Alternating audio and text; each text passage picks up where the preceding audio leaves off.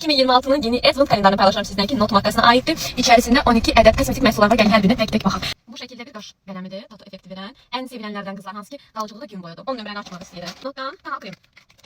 Notu tanal kremini çok seviyorum çünkü gündəlik istifadə üçün çox uyğun, ötücülüyü de çok güzeldi. Bakın notdan bir de tanal krem. 5 nömrəni açıyoruz. Məşhur, kompakt, pudras. 7 nömrə pomadadır bu.